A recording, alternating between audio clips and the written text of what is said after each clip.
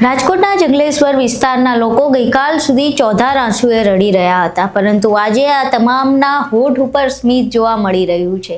હાઈકોર્ટના આદેશ આવ્યો અને તેમાં જણાવવામાં આવ્યું કે જે મકાન ખાલી કરવાની નોટિસ હતી એ તમામ નોટિસો હાલ રદ કરવામાં આવે છે અને તેમને 3 મહિના સુધીનો સમય આપવામાં આવે છે।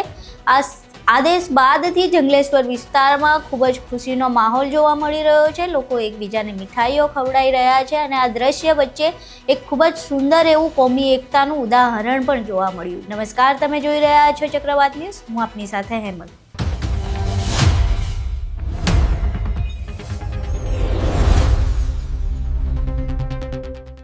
ગઈકાલ સુધી જંગલેશ્વર વિસ્તારના લોકોની આંખો જે આંસુઓથી ભરાયેલી હતી, આજે તે લોકો આનંદમાં છે અને હાઈકોર્ટના આદેશને વધાવી રહ્યા છે। જંગલેશ્વર વિસ્તારના તમામ લોકો પોતાનો નાત જાત ધર્મ ભૂલીને રસ્તા પર આવ્યા અને હાઈકોર્ટના આદેશને વધાવી રહ્યા છે। તેઓ આનંદ ઉજવી રહ્યા છે કે હવે તેમનું ઘર તેમનાથી દૂર નથી થવાનું અને તેના પર બુલડોઝર નથી ફરવાનું।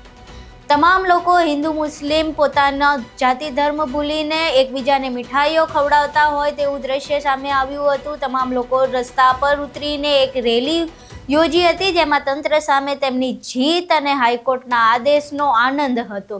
અહીં જુઓ એ તમામ દ્રશ્ય જ્યાં હિન્દુ મુસ્લિમ ભેગા મળીને એકબીજાને મીઠાઈઓ ખવડાવી રહ્યા છે અને પોતાનું ઘર પોતાને પાછું મળ્યું હોવાનો એક આનંદ ઉજવી રહ્યા છે। દિલથી હું આમ શુક્રિયા કરું અને આવી એકતા આપણે એમને રાખવાની। આપણી એકતા ભંગ કરવા માંગે પણ આપણે ભાઈચારો આમને રાખવાનો નહીં થાય। હવે કોઈથી નહીં થાય, આમ થઈ ગયું હવે આમ હવે કોઈથી નહીં થાય।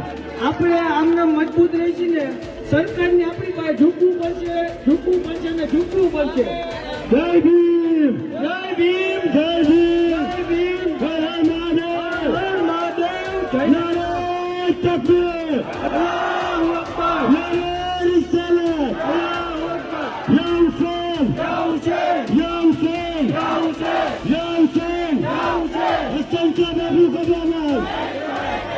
મિત્રો એક વાર જયકાર બોલાવી દો, રામચંદ્ર શ્રી હનુમાન મહારાજની જય।